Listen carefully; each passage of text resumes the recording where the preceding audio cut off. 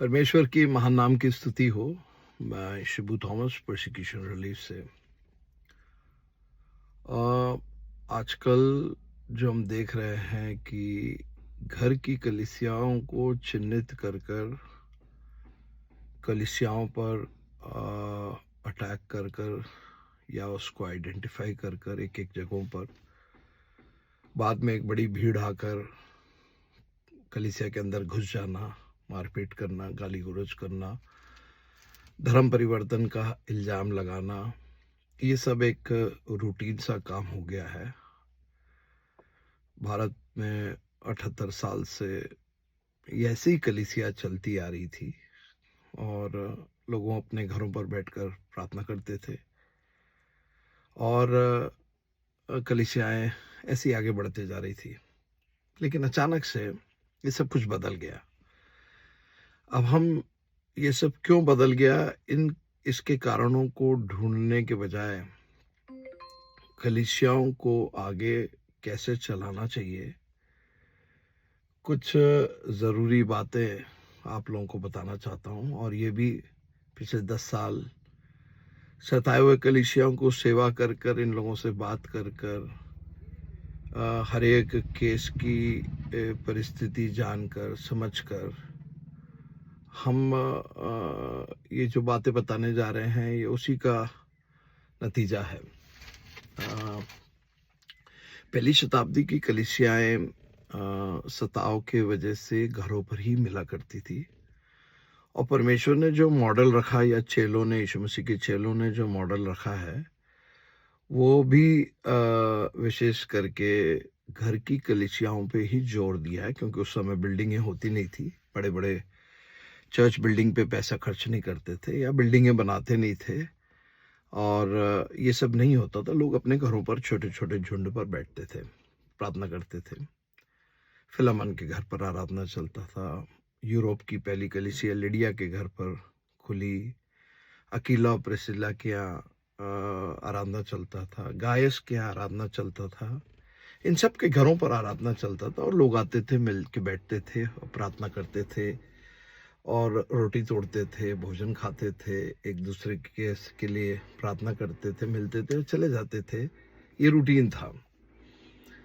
लेकिन over the time Bharat में कई बड़ी-बड़ी बिल्डिंगें, कलीसियाएँ बनने लगी और मेजॉरिटी लोग घरों पे ही आराधना कर रहे हैं, क्योंकि उनके पास इतनी भौतिक संपत्ति नहीं हुआ करती थी कि, या कलीसिया इतनी मजबूत नहीं थी कि चंदा इकट्ठा कर कर, ज़मीन खरीद कर, बिल्डिंग बनाकर आराधना कर सके। तो लोग अपने-अपने घरों पर आराधना करने लगे। कुछ विश्वासियों ने अपनी ज़मीनें देकर वहाँ पर आराधना डोनेट कर दिया, अपनी ज़मीनें, बोले चर्च बना लो।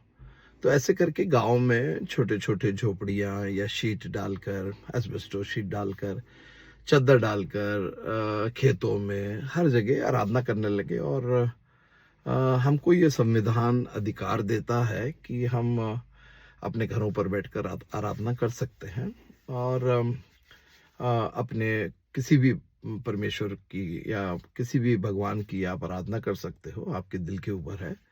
कोई ज़ोर ज़बरदस्ती नहीं है कि आप यही भगवान को आराधना करो, इसको नहीं करो। ऐसा सब संविधान हमको अधिकार देता है, हमें जो करना है हम कर सकते हैं। लेकिन कुछ मुख्य बिंदु है, जैसे भीड़-भाड़ नहीं होनी चाहिए या आपके साउंड सिस्टम्स में बहुत आवाज़ नहीं होना चाहिए, ट्रैफ़िक में लोगों को आने-जाने में कोई तकलीफ़ नहीं होनी चाहिए, अड़ोसी-पड़ोसियों को कोई तकलीफ़ नहीं होनी चाहिए। बात की, ये एक नॉर्मल ह्यूमन बीइंग हो तो ये सब बातों का ख़्याल रखेंगे, आँख बंद करके थोड़ा ना कुछ भी हल्ला-गुल्ला करना शुरू करें। कुछ लोग हैं ऐसे करने वाले, वही मैं ये नहीं कहता कि ऐसे लोग नहीं हैं, ऐसे भी लोग हैं। तो हाउस चर्चेस, घर की कलीसिया हज़ारों की संख्या में बंद है और बहुत सारी कलीसियाएँ बंद हैं और उसकी वजह से विश्वासियों का आत्मिक जीवन में बहुत नुकसान पहुँचा होगा। उसके अलावा विश्वासियों के आत्मिक जीवन में कमज़ोरी आई होगी और कई जगहों पर जो कलीसिया चलाने वाले पासवान हैं, वो जेलों में गए होंगे। भेड़ सब बिखर गए होंगे। चरवाहा के बिना भेड़ बिखर गए और जब चरवाहा नहीं है, भेड़ बिखर गए, तो शेर और भालू झपटने के लिए, विश्वास से दूर ले जाने के लिए, घर वापसी कराने के लिए, प्रभु को त्यागने के लिए, ये सब कार्य उसके पीछे होने लगता है। तो मेरा ये मानना है कि घर की कलीसियाओं के बारे में कुछ चीज़ें जल्दी से बताकर मैं इस वीडियो को ऑफ करूंगा। मेरे मन में बड़ा बोझ था और बहुत दिनों से मैं देखता आया हूँ ये बातें। सबसे पहले तो पासवान लोग अपने विश्वासियों को मजबूत करना शुरू करिए। मजबूत आप कैसे करेंगे? सच्चाई बताइए, हकीकत से दूर मत रखिए, धोखे में मत रखिए विश्वासियों को, फालतू उनको गलत बातों का झांसा देकर उनको उलझा के ना रखें। सच्चाई बताइए कि यीशु मसीह के पीछे चलना हो तो आपको अपने आप को त्यागना पड़ेगा, क्रूस उठाना पड़ेगा, रोज क्रूस लेकर चलना पड़ेगा। आपके खुद के घर वाले आपसे नफरत करेंगे, मोहल्ले वाले नफरत करेंगे, सब आपसे घृणा करेंगे। आप मेरे नाम की वजह से जेलों में जाओगे, पुलिस स्टेशनों में जाओगे, कोर्टों में जाओगे, लेकिन आप परेशान मत होना कि क्या बोलोगे, मैं सब कुछ देख लूंगा।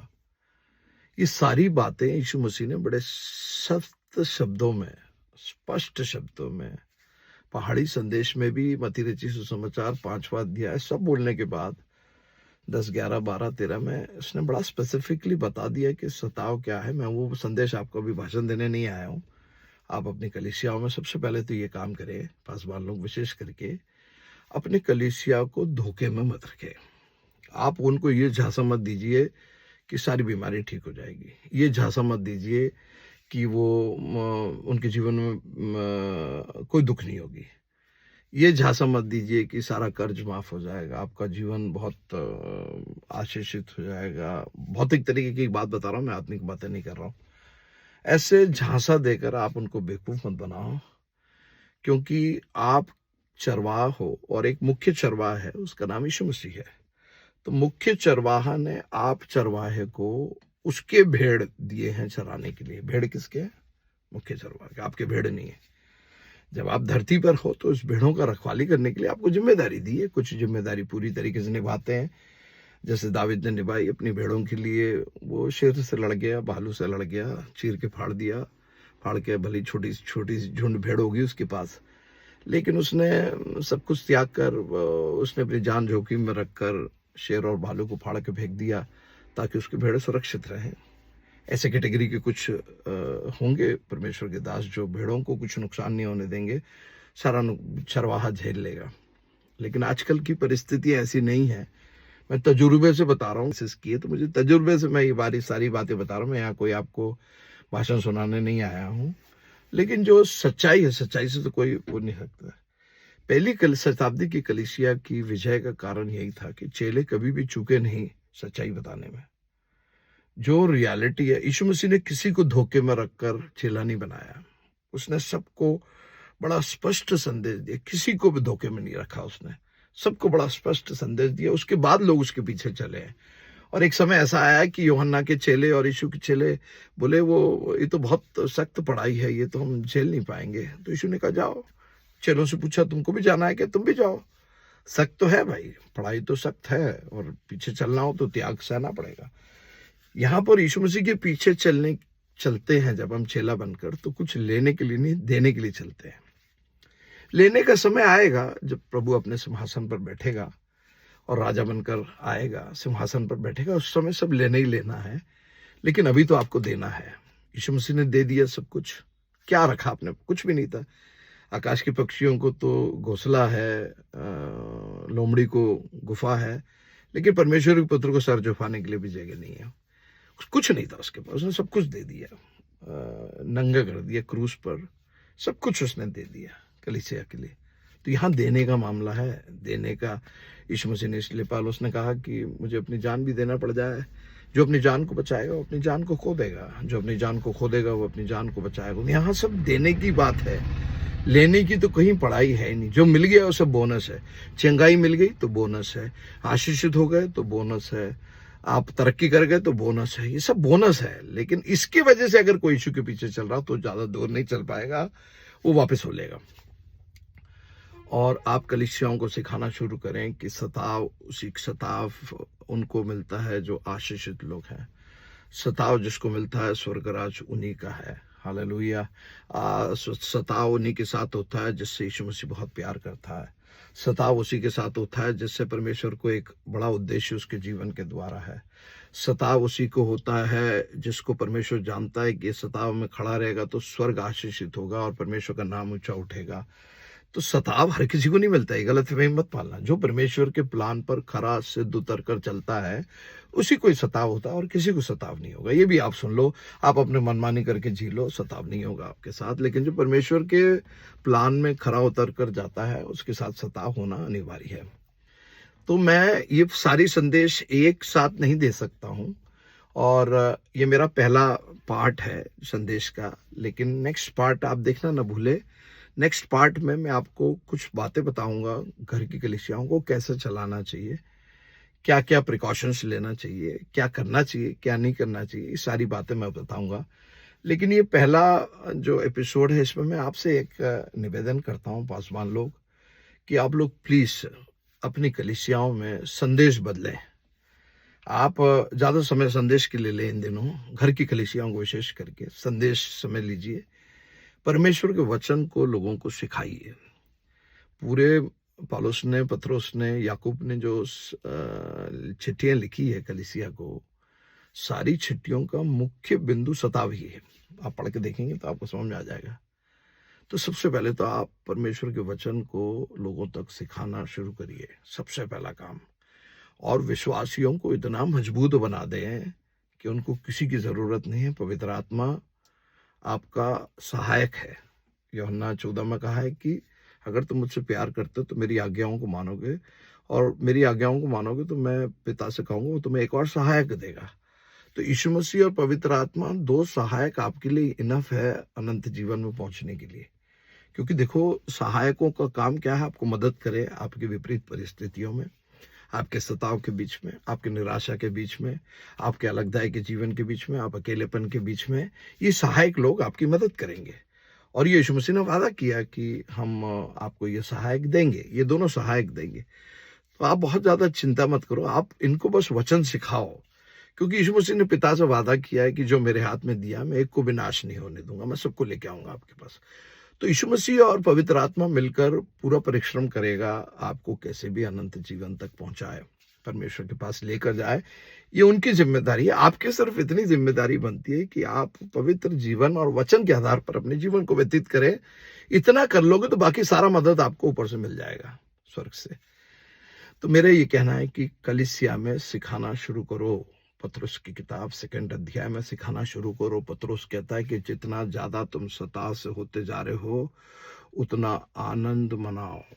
ये आपने कहाँ सिखाया, कब सिखाया आपने कलीसिया में? कि सताव जितना बढ़ता जाए उतना आनंद मनाते जाओ, क्योंकि एक दिन जब परमेश्वर आएगा तो तुम अति आनंदित, अति प्रसन्न होंगे। क्योंकि जो सताव से होकर जाएगा उसका प्रतिफल बड़ा है, उसका स्वर्ग में पोजीशन बड़ा है। ऐसे स्वर्ग में ऐसे हर कोई थोड़ा ऐसे नीचे बैठ जाएंगे जमीन पे और यीशु मसीह सिंहासन पर बैठेंगे और सारे विश्वासी ऐसे नीचे जमीन पे बैठ जाएंगे एक बराबर, जैसे आजकल के धर्मगुरु लोग करते हैं। ऐसा नहीं होगा। पर राज करेगा ना प्रभु। तो राज करेगा तो कौन किसके साथ राज करेगा? अकेले बैठ के थोड़ा राज करेगा।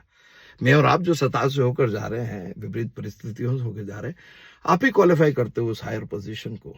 परमेश्वर वचन, ये सब मेरे को अभी समझाने का समय नहीं है, लेकिन मैं आपको ये बताना चाहता हूं कि कलीसिया को वचन सिखाओ, कलीसिया को वचन सिखाओ और बताओ सताव होगा, बताओ अपने आप को त्यागना पड़ेगा, बताओ आपको रोज क्रूस उठाना पड़ेगा, बताओ कि आपके परिवार वाले आपसे घृणा करेंगे, बाप बेटे को सौंप देगा, बेटा बाप को सौंप देगा, ये सारी बातें, सब लोग आपसे नफरत करेंगे। अब मैं सताया गया तो आप चेले होने के नाते आप भी सताए जाओगे। ये सारी बातें आपको बताना पड़ेगा और कलीसिया को इस लेवल पर लाकर खड़ा करना पड़ेगा। आपके वचन, जो परमेश्वर का वचन इसीलिए हमें दिया, परमेश्वर का वचन परमेश्वर की सांस है और परमेश्वर का वचन जीवित है। हेब्रानी 4 के 12 में कहा कि परमेश्वर का वचन जीवित है। The word of God is living, active then a sharper than a double edge sword which penetrates your souls and spirit, joints and marrows. Hebrew 4 के 12 में लिखा है कि परमेश्वर का वचन जीवित है, वो दोधारी तलवार है, वो हृदयों को चीरता हुआ उनके हृदयों को तैयार करेगा। आपके भाषण से कुछ नहीं होगा, आप गूगल से भाषण लाके दो, कोई फर्क नहीं पड़ेगा, लेकिन परमेश्वर का वचन जो है वही मनुष्य को कार्य कर सकता है, वो मनुष्य को जिंदा कर सकता है, वही मनुष्य को सामर्थ्य दे सकता है। और परमेश्वर का वचन 2 तिमोथी 3 के 16 में लिखा है कि all scripture is God breath, ये परमेश्वर की सांस है।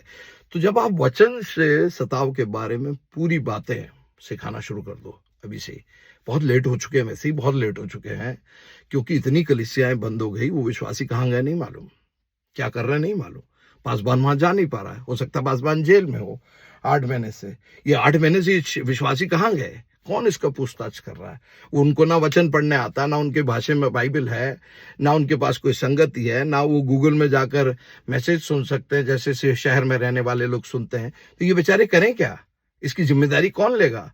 किसको इसकी मार पड़ेगी? एक भी प्रभु को छोड़ के वापस जाएंगे तो कौन जिम्मेदारी उठाएगा? आप ही को चरवाहा, आप ही हो, आपका काम है ये सब करना। तो सबसे पहले अगले रविवार से आप ये दृढ़ निश्चय करिए, सारे संदेशों को अलग करिए कि वो चंगा करता है, वो छुटकारा देता है, वो आपको बचाएगा, वो आपको छुड़ाएगा, वो आपके पंखों का आड़ में रख लेगा, ये कर लेगा, वो कर लेगा। ये सब संदेशे बाजू करो, बहुत हो गई है ये सब संदेशे बाजू कहकर हर विश्वासी को इस बात को सबक सिखाओ कि सता होगी। और ये कोई सरकार या कोई फैनेटिक ग्रुप का कोई मामला नहीं है, स्वर्ग राज का मामला है। और परमेश्वर के चाहे बिना कुछ हो भी नहीं सकता। अगर परमेश्वर अनुमति दे रहा है तो जरूर कुछ ना कुछ वजह भी है उसके पीछे, ये भी आप समझ लीजिए बहुत अच्छे से। तो मेरा आपसे निवेदन है, कलीसिया के हर एक पासवान को, मेरे सुनने वाले भारत के हर एक कलीसिया के पासवानों से मेरा निवेदन है, सारे संदेशों को अलग करिए और विश्वासियों को ये बताइए कि सताव होगा, 100% होगा। यीशु के पीछे चलना हो तो बहुत सारी तकलीफें उठानी पड़ेगी। यूहन्ना के चेलों ने पूछा ना, तो ये तो यार बहुत मुश्किल है, हम तो नहीं कर पाएंगे। जाइए, यीशु मसीह ने कहा जाइए। अपने खुद के चेलों से भी पूछा, आपको भी जाना है क्या? तो पतरस ने कहा, आपके छोड़ के कहाँ जाएंगे प्रभु, जीवन का पूरा स्रोत आपके पास है, कहाँ जाएंगे? इतना समझने के बाद कोई मूर्ख थोड़ा है, हम चले जाएंगे। लेकिन भाई पतरस डर गया था एक जमाने में और यीशु को बहुत तिरस्कार कर दिया था 3 बार। आखिरी बार तो बोला मैं जानता भी नहीं हूं।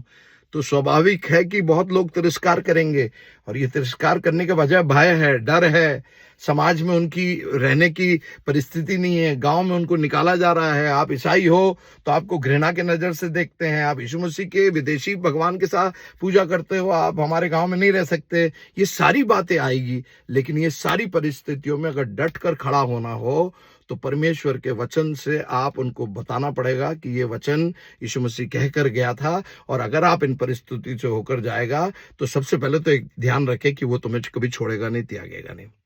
दूसरी बात आप ध्यान रखें कि आप अपने ताकत से तो ये इन परिस्थितियों को झेल नहीं पाएंगे, लेकिन परमेश्वर के सामर्थ्य से आप सब कुछ कर सकते हो। पौलुस कहता है, इवन दो मैं मौत को अपने हाथ में लिए चलता हूं, लेकिन मैं चिंता नहीं करता हूं, क्योंकि मैं अपने दम पे तो लड़ नहीं रहा हूं, मैं परमेश्वर के सामर्थ्य से लड़ रहा हूं। तो दूसरी बात, आप परमेश्वर के सामर्थ्य से लड़ रहे हो। तीसरी बात, बिना परमेश्वर की अनुमति के कोई आपको छू नहीं सकता, क्योंकि आप स्वर्गीय स्थानों में उसके साथ बैठे हैं। एफिसियों की पत्री 1 अध्याय में हमको सिखाया गया है, 2 अध्याय में हमको सिखाया गया कि हम परमेश्वर के साथ स्वर्गीय स्थलों पर बैठे हैं। स्वर्गीय स्थलों पर परमेश्वर के साथ बैठे हो तो कोई ऐसे स्वर्गीय स्थल में थोड़ा चढ़ के आ जाएगा आपको, तो परमेश्वर ने आपको अनुमति दी है। और अगर परमेश्वर ने आपको सताव के लिए अनुमति दी है तो डेफिनेटली परमेश्वर का एक उद्देश्य है। यीशु मसीह सताव से होकर गया तो स्वर्ग का एक उद्देश्य था, उद्देश्य निवृत्ति हुआ, मैं और आप परमेश्वर के चेले बन गए। पतरस के साथ सताव का एक उद्देश्य था, वो पूरा हुआ। मती के साथ एक सताव का उद्देश्य था, पूरा हुआ। तो ये लोग हारे नहीं है शहीद होकर, ये जीते हैं। हालेलुया, जयवंत स्तीफानोस को पत्थर मारकर मार डाला, वो हारा नहीं है, वो जीता है। तो मेरा आपसे निवेदन है कि आपको संदेशों की कमी हो तो आप मुझसे पूछिए, मैं आपको पूरे बाइबल के संदेश सताव को लेकर मैं आपको दूंगा। आप जिससे मजबूत हो जाएंगे, आप सामर्थ हो जाएंगे। आपके साथ साथ आपकी कलीसिया, भले ही कलीसिया को अकेले भेज दे, घर की कलीसिया, मैं चाहता हूं अगर 100 परिवार वाली एक कलीसिया बंद हो जाती है तो 100 कलीसिया खुल जानी चाहिए। वो आपके वजह से ही होगी। जब आप इनको इतना मजबूत कर देंगे तो वो अपने घरों पर आराधना चलाएंगे। जब वो आराधना चलाएंगे तो उसके आस पड़ोस के लोग, उनके रिश्तेदार, उनके पहचान वाले लोग आराधना में आएंगे। क्यों जरूरी है कि सारे लोग एक ही जगह आना है? बताना चाहते हो कि हमारे यहाँ 1000 लोग आते हैं, 5000 लोग आते हैं, 2000 लोग आते हैं, 200 लोग, क्या करना है यार? सबको अनंत जीवन का मार्ग दिखाना है, विश्वास में स्थिर रखना है, पवित्र जीवन जीना है, परमेश्वर की इच्छाओं से अपना जीवन व्यतीत करना। आशा यही तो है ना। सारा कलीसिया का निचोड़ क्या है? यही है ना कि आत्मिक जीवन जीना है, परमेश्वर के वचन के हिसाब से चलना है, दुश्मनों से प्रेम करना है, सताने वालों से प्रेम करना है, और उनके लिए प्रार्थना करना है, उनको गले लगाना है, उनसे लड़ाई नहीं करना, उनको सजा दिलवाने के चक्कर में नहीं रहना, उनको माफ करना हमारा परमेश्वर ने हमको बताया है, सब कुछ हमें सिखाया है ना। तो 100 परिवार वाला एक कलीसिया बंद हो गया।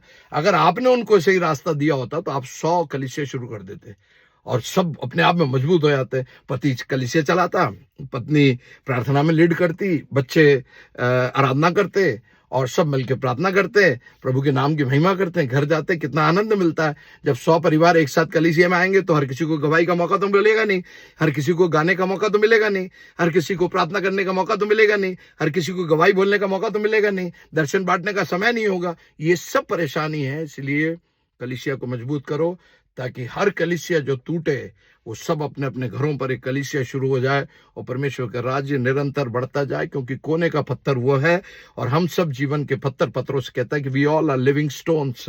उस कोने के पत्थर के ऊपर बनकर परमेश्वर के राज्य की स्थापना होती जाएगी। और यीशु मसीह ने कहा कि मैं अपने कलीसियों को बनाऊंगा और अधोलोक के फाटक उसके ऊपर प्रबल नहीं होंगे। ये मेरा पहला सीरीज है। मैं अगले सीरीज में आपको हाउस चर्चेस के बारे में बताऊंगा। ये सबको भेजा ये वीडियो, ताकि लोग मेरे को बढ़ाने के लिए नहीं, मेरे संदेश को बढ़ाने के लिए नहीं, सच्चाई लोग जाने। कलीसियाओं में अगले रविवार से हर कलीसिया सिर्फ सताव के बारे में संदेश दें, क्योंकि बहुत साल से तो विश्वासी है ना ये लोग। आपने सब सिखा सिखा के सब मजबूत हो गया ना। ये जो भाग सिखाए नहीं है, इनको जब तक पूरा नहीं होता आप सिखाइए और बताइए कि सताव उन्हीं को मिलता है जो प्रभु के सोने को जब तक आग से नहीं निकाला जाएगा, जब तक पता नहीं चलेगा असली सोना कौन है। ये सताव के बीच में बहुत ऐसे नकली विश्वासी भागेंगे, असली विश्वासी आग में और चमक कर बाहर निकलेंगे और प्रभु के राज में राज करेंगे। प्रभु आपको इन वचनों के द्वारा आशीषित करें।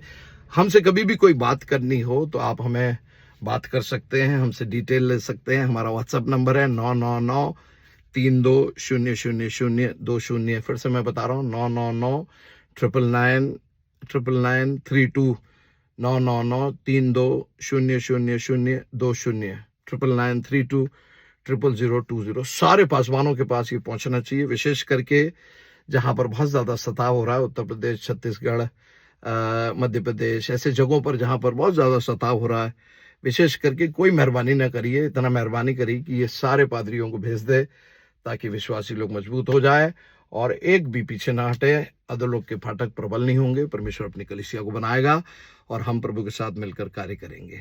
आमीन। जय मसीह की।